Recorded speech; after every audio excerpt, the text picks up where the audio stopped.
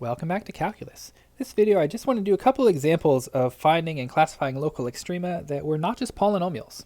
As you may be aware, not every function in the world is a polynomial, so it's nice to see how those work. And the algebra is a little different. So let's get right down to it. I want to find and classify all the local extrema for this function, x cubed e to the x.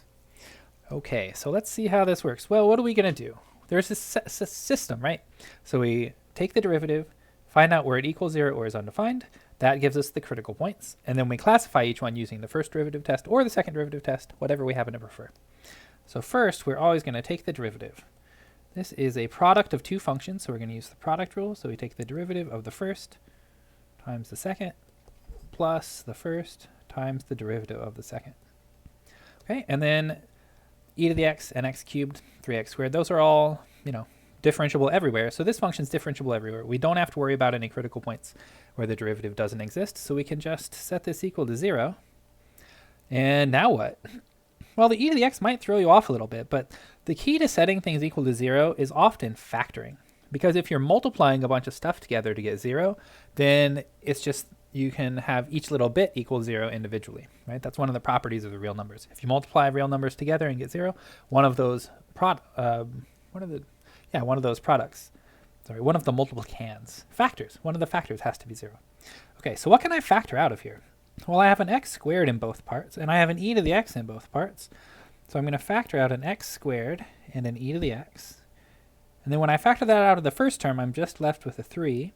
When I factored out of the second term, I factored out an x squared from x cubed, so I'm left with a single x. Okay, so now I'm multiplying three numbers together, x squared, e to the x, and 3 plus x. So each one of those could be giving me the 0, except that, well, what about e to the x? So let's remember how e to the x looks. If I look at the graph of e to the x, it's always above the axis, right? So in fact, e to the x is always positive for all x, and it's never 0. So I mean, that's part of being always positive, but more specifically here, it is never 0. So I don't really need to worry about that for making the derivative positive or negative, or making the derivative 0. So really, we just have x squared equals 0, or 3 plus x equals 0. Okay, so that's pretty easy to solve. That means that x equals 0, or x equals negative 3. So those are my critical points, 0 and negative 3. So I like to list those separately. If I could spell points, critical points, x equals negative 3. I'm going to put them from decreasing to increasing, or small to big. Okay, so now I have a choice. I can choose to use the first derivative test, or I can choose to use the second derivative test. They are both pretty simple here. I would say probably I would just pick the first derivative test because it's, it doesn't really matter. So if I'm going to use the first derivative test, I guess I'm doing it in this case so you can see a little more practice with that. I'm going to put negative 3 and 0 on a number line, and then I need to pick a test point in each one of these intervals. So everything left of negative 3 is one interval, everything between negative 3 and 0 is another interval, and everything bigger than 0 is another. And I want to figure out what the derivative is doing, positive or negative, on each of those pieces. So let's try negative 4. Maybe we'll try negative 1 and positive 1. You can pick any test points you want. I just pick the ones that seem easiest to plug in. Okay, so the good news is this term here, x squared e to the x, that's always positive, right? X squared is certainly always positive. As I just discussed, e to the x is always positive. So we really just have to look at 3 plus x. So if I look at f prime of negative 4, that's going to be x squared times e to the x. That's positive. And then when I plug negative 4 into 3 plus x, I get 3 minus 4. That's negative. Okay. So that means that the derivative is positive times negative. The result is negative. So everywhere on the left, let's say f prime here is negative. And then between negative 3 and 0, I do f prime of, say, negative 1. The first term is always positive. The second term here is 3 plus negative 1, so that's positive. And that results in a positive number. So in the middle part, between -3 and 0, f prime is positive. Now last test point, I'll plug in 1. Again, I'm going to get a positive for the first part because x squared e to the x is always positive. 3 plus 1 is 4, that is positive. And I get a positive number again. Okay, well that's good news. So if you want, you can even draw a little bit. So we don't really care about concavity or anything. We can just go, the function's decreasing, then increasing, then increasing. So our function generally goes like that, which means we can see right here we have a local min. So we would say f has a local min at x equals -3, and neither a min nor a max at x equals 0. The function is increasing beforehand and increasing afterwards. So even though x equals 0 is a critical point, the derivative is 0 there, so the tangent line is horizontal. That's not giving us a local max or min. So I did actually graph this in Desmos, and the function looks like this. So we can see right here at x equals 3, a -3, we have a minimum, right? That's what I found. But then at 0, the tangent line flattens out. So we have a horizontal, or sorry, the graph flattens out. The tangent line is horizontal, but the function is increasing on both sides, so it's not a max or min. Okay, cool. So let's look at another one. Suppose I have a more complicated function with fractional exponents. This is where the algebra can get a little bit tricky, but you just got to keep your wits about you and remember how your rules work for dealing with exponents and factoring and stuff. So we want to find the critical points and classify them for, again, this function, fractional exponents. But the process is the same. So we take the derivative. Again, this is a product. So I'm going to take the derivative of the first function. So that would be 2/3 x to the, and then I need to do 2/3 minus 1 is -1/3. And then times the second. So I'm going to differentiate the first function, leave the second one alone. And then I'm going to add that to the first function left alone. And then differentiate the second function, so the 1/3 is going to come down in front. I'm going to get 6 minus x to the -2/3. That's 1/3 minus 1 is -2/3. And then the chain rule says I have an inside function of 6 minus x. So I need to multiply by the derivative of the inside function, which is -1. So I'm just going to change that plus in the middle to a minus. Okay, so that's the chain rule, right? That minus there, that's from the chain rule. Now, I don't just want to set this equal to 0. I actually need to see where it's 0 or undefined. This one does have places where the derivative is undefined because of the negative exponents. So let's, I think I'm going to change everything to not have any negative exponents. So remember, in the kind of the middle third of the class, if we were just taking the derivative of the function, we'd stop here and we'd be done. But if you actually want to do stuff with the derivative, then you might want to simplify it or manipulate it in other ways so it's easier to work with. So I should mention, the second derivative test here is not going to be very useful because there are places where the derivative's undefined. The second derivative test only kind of works in the nice cases. In the messy cases like this, you really need the first derivative test. Okay, so let's see. For the first term here, we can have a 2 on the top, and then we've got a 6 minus x to the 1/3 on the top. And we're going to move an x to the 1/3 down to the denominator. So remember, a negative exponent in the numerator is a positive exponent in the denominator. Oh, and there's a 3 down there. And then minus, and now we're going to have, again, a fraction. So we'll have a x to the 2/3 factor on the top. And in the bottom, we'll have a 3 and then 6 minus x to the positive 2/3 in the denominator. Okay, well, I think I want to, if I'm going to set this equal to 0, I could do some weird stuff where I like, set this equal to 0 and add something to the right and then try to cancel stuff. But I think it's actually easier in this case to find a common denominator. So this first term, I'm going to multiply by, well, the common denominator is just going to be 3 times x to the 1/3 times 6 minus x to the 2/3. So I need to multiply this by 6 minus x to the 2/3 over 6 minus x to the 2/3. And the other term, I need to multiply by x to the 1/3 over x to the 1/3. So So let's see what we get. We're going to get 2 times 6 minus x to the 1/3 times 6 minus x to the 2/3 all over 3x to the 1/3 6 minus x to the 2/3 minus, and then we're going to have x to the 2/3 times x to the 1/3 all over 3x to the 1/3 times 6 minus x to the 2/3.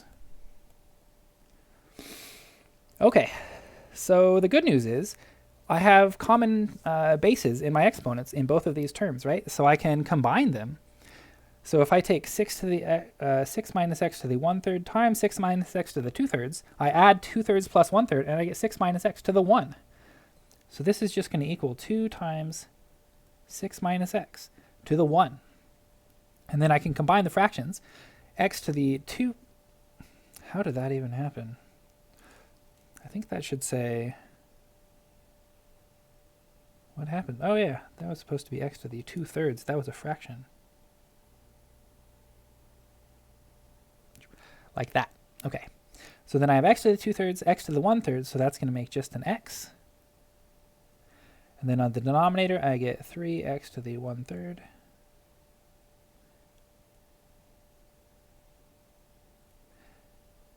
Why is my thing deleting? X to the 1/3 times 6 minus x to the 2/3. Okay. Now what? Well, I guess I want to set this equal to 0, right? So I guess, well, no, the first thing we should do is note where is this undefined? So it's going to be undefined where we're dividing by 0. So when the things in the denominator are 0. So I would say f prime of x does not exist when x to the 1/3 equals 0, or when 6 minus x to the 2/3 equals 0. Dividing by 0, generally frowned upon. Okay, so that means that we're going to get x equals 0 or x equals 6. So those are two critical points. The derivative is not 0 there, but they still count as critical points. Now, if we're going to set the derivative equal to 0, a fraction is only going to be equal to 0 when the numerator equals 0. Okay? So f prime of x equals 0 when the numerator equals 0. So that's 2 times 6 minus x equals 0. But that should be pretty easy to figure out, right? So I'm just going to distribute the 2, so I get 12 minus 2x minus x equals 0, which tells me that 12 minus 3x equals 0. So 12 equals 3x, and x equals 4. Okay, so I've got 3 critical points for my function. Let's write those all in one nice list. So the critical points look like x equals 0, x equals 4, and x equals 6. Okay, now in this case, I don't really have a choice of whether I want to use the first or second derivative test. I guess I could use the second derivative test just at x equals 4 because the function is differentiable there. But if the first derivative doesn't exist somewhere, the second derivative also won't exist because it should be the derivative of the derivative. You can't differentiate something that doesn't exist. So at 0 and 6, I really need the first derivative test, so I might as well do it everywhere. Okay, so let's make our number line. 0, 4, and 6. And then we need to pick some test points, so I'd probably pick 1 and minus 1 on either side of 0, and probably 5 in the middle there. And I guess I want to rewrite f prime. So what does f prime look like? Well, the numerator I simplified, remember, to 12 minus 3x. So that's really my numerator, and then I'll just keep the same denominator. So I've got 12 minus 3x all divided by 3 times, and I know I could cancel the 3's, but I don't care, x to the 1/3, and then 6 minus x to the 2/3. Let me just check that that's right. Yeah, that looks good. Okay.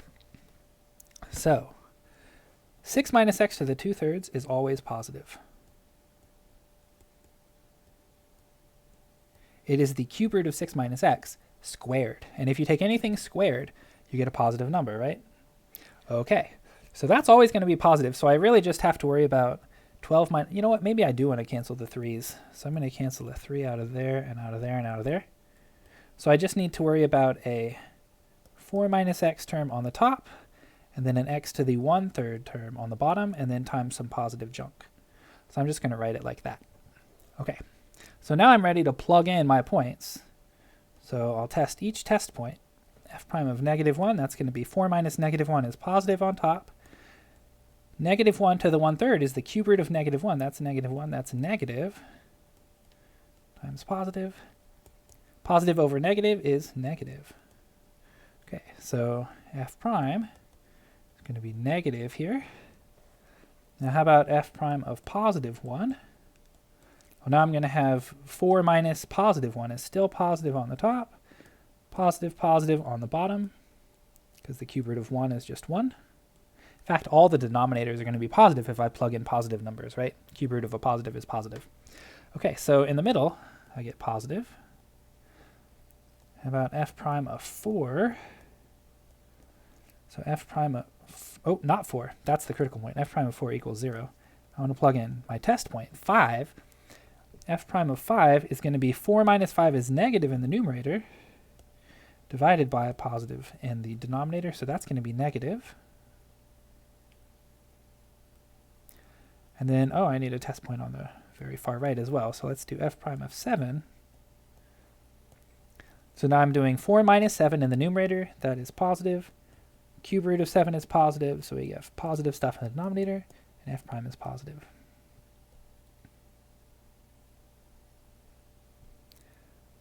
Okay. Does that seem right? No. No. What am I doing? I'm sorry about that. If you caught that, good for you. When I do 4 minus 7, that is negative in the numerator. Right? This part right here, plug in x equals 7. I get 4 minus 7 is -3. So that's going to be negative. I knew there was something going on there. Okay, so I can kind of draw my function. It's going to go down, then up, then down, then down. So I'm going to have a local min at 0 and a local max at 4 and nothing at 6. It's not a max or min, it's just a place where the derivative is undefined. Okay, so f has a local, let me see what that was, min and then max. Local min at x equals 0. Local max at x equals 4. And no min or max at x equals 6. So remember, x equals 6 is a critical point. So the derivative actually was undefined there. It wasn't just 0, it was undefined. And it's not a max or min, so I'm not going to have that like cusp sort of min or max situation with a corner. So what do you think it looks like? Let's go over to Desmos and see. So this is my function. You can see the formula over there on the left. And you can see at 0, I do have a corner. So that's that first non-differentiable critical point, and I have a local min. At x equals 4, I've got that local max that I found. That's where the derivative was nice. Then at x equals 6, we have a vertical tangent line. So that's not a min or max, right? The function's decreasing beforehand and decreasing afterwards. Not a min or max, but it is a critical point because the derivative is undefined. The derivative is like negative infinity there. Okay, so yeah, like I said, it's nice to see some more examples where we're not just doing polynomials. Hopefully this wasn't too complicated, but you know, I think it's kind of fun, honestly. And with that, I think I'll be done, and I'll see you next time.